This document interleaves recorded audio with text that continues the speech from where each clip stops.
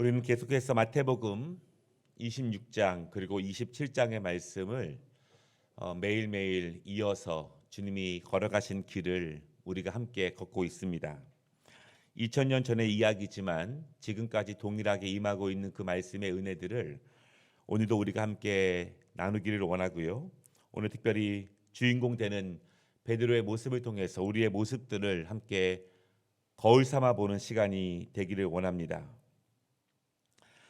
잡혀가신 예수님의 뒤를 따라서 재판받으시는 공회까지 함께 간 베드로, 그 베드로를 과연 잘했다고 칭찬을 해야 할까요? 다른 제자들은 이미 숨어버렸고 예수님을 따르던 많은 사람들은 지금 예수님 곁에 없습니다. 예수님께서 병을 고치실 때, 귀신을 쫓으실 때, 그때는 예수님 주위에 많은 사람들이 있었습니다. 예수님께서 오병이어로 많은 사람을 먹이실 때에도 그때도 더 많은 사람들이 예수님 주위에 있었어요. 그러나 지금은 없습니다. 예수님께서 잡혔을 때 구명 운동을 하는 사람도 없었습니다. 다만 베드로만 그 자리에 있습니다. 과연 그런 베드로를 칭찬해야 하는가? 오늘 베드로는 예수님을 3번이나 부인합니다. 예수님을 모른다고 말을 합니다. 베드로 평생에 잊지 못할 가장 부끄럽고 안타까운 일, 그 일을 오늘 베드로는 본문에서 경험하게 됩니다. 그리고 그날 이후 이 본문을 읽고 있던 성도들은, 그리고 베드로의 이야기가 전설처럼 내려가면서 많은 교회들에서 예수님을 배신했던 베드로의 모습을 보면서 그의 부끄러운 신앙을 질타하기도 하고, 또 그처럼 어떠한 순간에도 예수님을 배신하지 말아야지 그런 결심을 하기도 했습니다. 차라리 잡혀가는 예수님을 따라가지 않았더라면, 다른 제자처럼 숨어서 다른 기회를 엿보았다면 이런 인생의 최대의 부끄러움을 당하지 않았을 수 있습니다. 어쩌면 앞장서서 일하면, 앞에서 행동하면, 너무 열정이 다른 사람보다 충만하면, 앞에서 열심히 그 일을 선두에 가게 되면 부끄러움도 더 빨리, 더 많이 경험할 때가 있습니다. 연약함도 더 빨리, 더 많이 경험할 때가 있고, 후회하는 일도 더 빨리, 더 많이 경험할 때가 많이 있습니다. 그냥 뒤에서 천천히 따라가면, 그냥 저 멀리서 바라보기만 했다면, 그냥 어느 정도의 적당한 거리를 두고 있었다면,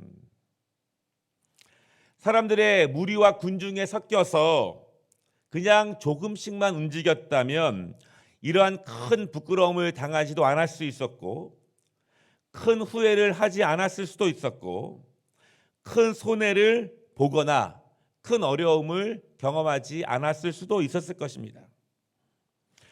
그러나 베드로는 그러지 못했습니다.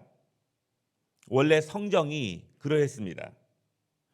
원래 무엇이든지 한번 꽂히면, 한번 결심하면, 그것이 옳은 일이라면 먼저 나서고, 먼저 헌신하고, 먼저 행동하고, 누구보다 먼저 자신을 들이면서 힘쓰는 것이 베드로의 성품입니다.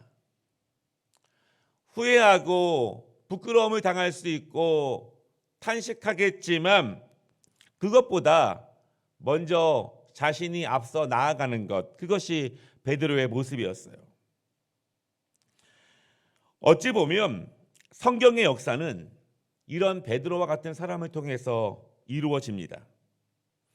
평범한 것도 좋고, 조용한 참여도 좋고, 뒤에서 함께 따라가는 것도 좋고, 군중들 무리에 섞어서 그냥 한 사람이 되는 것도 좋지만,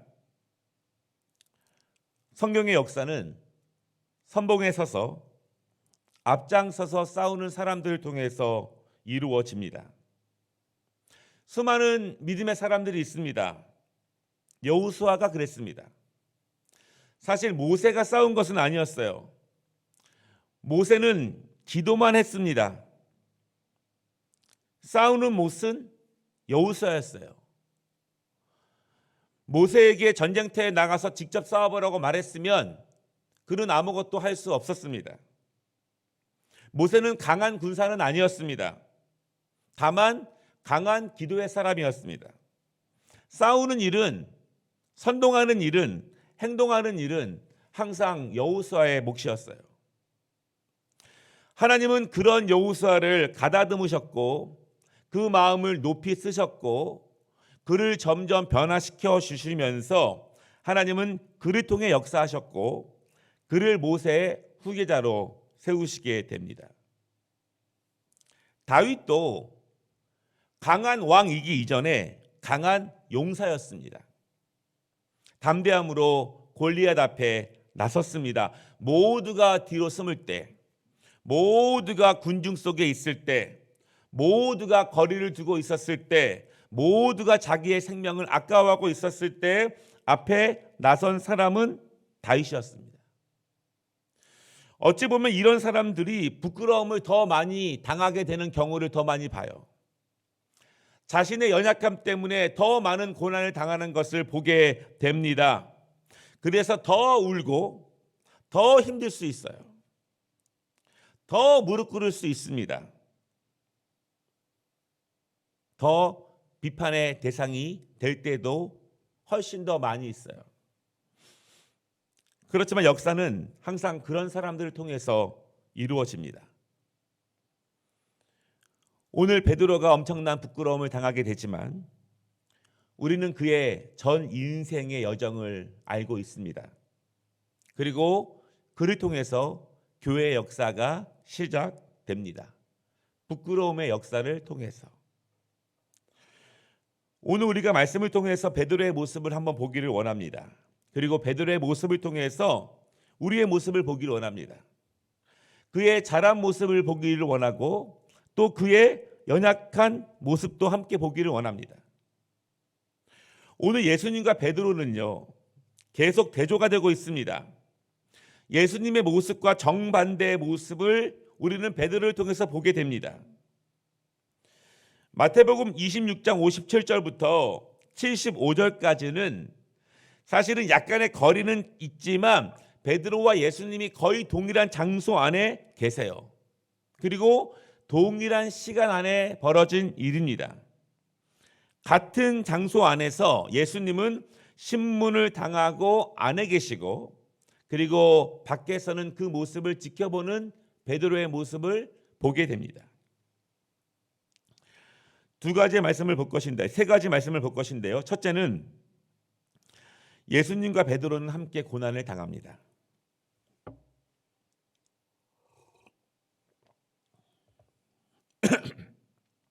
57절부터 보면은 예수님은 죄가 없으시지만 거짓 증거와 거짓 증인을 내세워서 죄를 만드는 대제사장과 그리고 그 사람들의 신문 앞에서 고난을 당하고 계십니다. 그러나 밖에서도 베드로는 고난을 당합니다. 69절 말씀을 보면은요, 한 여종이 베드로에게 말하되 너도 갈릴리 사람 예수와 함께 있었도다. 베드로가 공범이라고 몰아붙입니다. 베드로는 숨어서 예수님의 뒤를 따라왔지만 그의 신분이 들통나는 데는 오랜 시간이 걸리지 않았습니다. 자기 자신이 지금만큼은 감추고 싶었지만 예수님의 제자라고 하는 신분은 감출 수가 없었어요. 베드로는 원하지 않는 순간 갑자기 찾아온 여종을 통해서 고난을 경험하게 됩니다.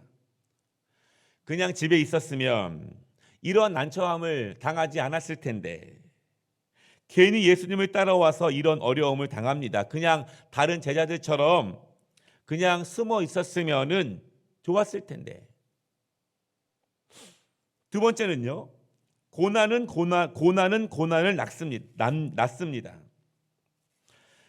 예수님의 고난은 한 번의 고난이 아닙니다. 체포당하신 이후에 십자가에 돌아가시기까지 고난의 고난이 계속됩니다. 한 번만 견디면 되는 고난이 아니라 죽어야 끝나는 고난을 주님이 경험하십니다. 베드로에게도 고난은 또 다른 고난을 낳게 돼요. 71절에 보니까요. 베드로는 여종의 질문에 대해서 정색을 하면서 오래 앉아 있었던 자리를 떠나서 다른 곳으로 옮겨갑니다. 중요한 점은 베드로는 여종의 난처한 질문에 대해서도 그 장소를 완전히 떠나지는 않았어요. 그저 그 여종의 눈에 띄지 않도록 장소를 조금 더 옮긴 것뿐입니다. 그러나 그곳에서 또 다른 여종을 만납니다. 이 사람이 나사렛 예수와 함께 있었도다. 저 안에서 중재인으로 재판받고 있는 예수와 공범이라는 것입니다. 함께 처벌해야 한다고 말합니다. 그때 베드로는 강하게 반발을 해요. 72절에 보니까 베드로가 맹세하고 또 부인하여 이르되 나는 그 사람을 알지 못하노라.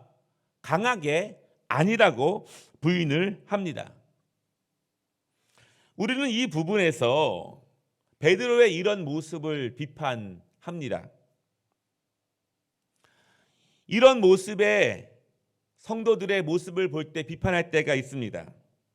왜냐하면 우리가 모델로 삼고 있는 믿음의 선조들은 그렇게 하지 않았기 때문이죠. 다니엘과 세 친구는 풀무불 속에서도 사자굴에 들어가서도 하나님을 부인하지 않았습니다. 그러나 베드로는 작은 여종의 몰아붙임에도 한없이 낮아지는 모습을 보게 됩니다. 한 여종이 첫 번째 질문을 한 이후에 몰아붙인 이후에 완전히 떠났으면, 완전히 숨었으면, 집으로 돌아갔으면 두 번째 질문도 당하지 않았을 텐데 괜히 더 머물러서 이런 부끄러움을 연속해서 경험하는 것을 자초하고 있습니다. 세 번째 말씀은요, 외면은 또 다른 외면을 만듭니다. 이쯤 되면 베드로는 그 자리를 떠났어야 했습니다. 집으로 돌아가거나 숨어 버려야만 했습니다.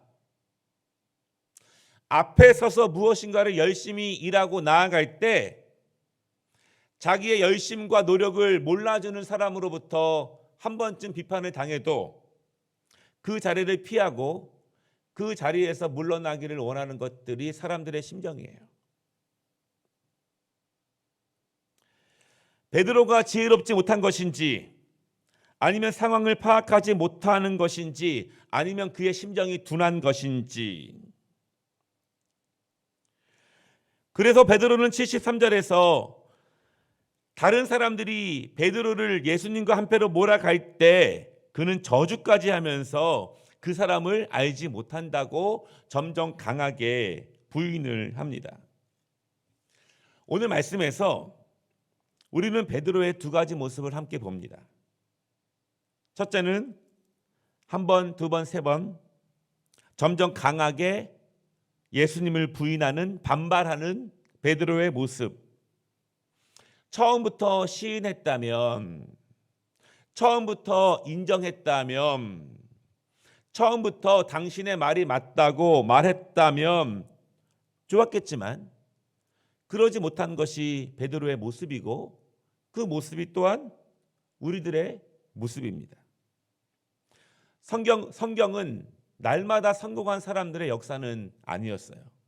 늘 자책하고 부끄러워하고 괴로워하고, 그렇지만 다시 힘을 내고 다시 용기를 내고 다시 주님께 엎드리고 그렇게 다시 일어선 사람들의 역사가 훨씬 더 많습니다.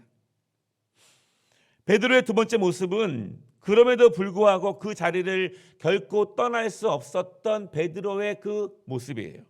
그 신앙.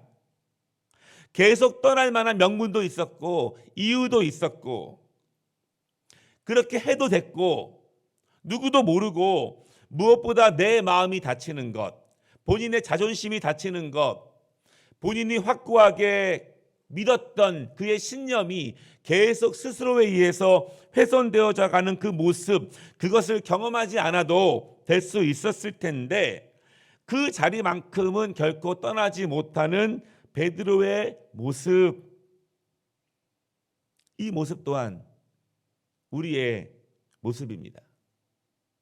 연약함을 경험하지만 때로는 후회하기도 하지만 때로는 앞장서서 일하고 앞장서서 행동하고 앞장서서 기도하면서 더 많은 어려움과 더 많은 근심을 경험하기도 하지만 그저 뒤에서 따라가면 편하지만 마음이 평안할 수 있지만 그럼에도 앞에서 일하고 헌신하고 무릎 꿇으면서 더 많은 고초를 당하지만 그럼에도 결코 그 자리를 떠나지 못하는 성도들, 주님의 자녀들, 예수님의 제자들, 그 모습 또한 우리의 모습이라고 믿습니다. 오늘 말씀을 통해서 우리는 베드로처럼 나는 예수님을 부인하지 않을 거야, 이런 마음을 갖기 원합니다. 또한 부끄럽지만 괴로움을 당하지만 힘들지만 그 자리를 끝까지 지키는 그 베드로의 모습도 우리가 함께 담기를 원합니다. 베드로는 참으로 우리의 모습이 아닐까 생각합니다. 예수님은 베드로를 통해서 하나님의 일을 하신 것처럼 오늘 저와 여러분의 그 자리를 지키는 그 신앙과 기도와 모습을 통해서 하나님의 일을 오늘도 세워가실 것을 분명히 믿습니다.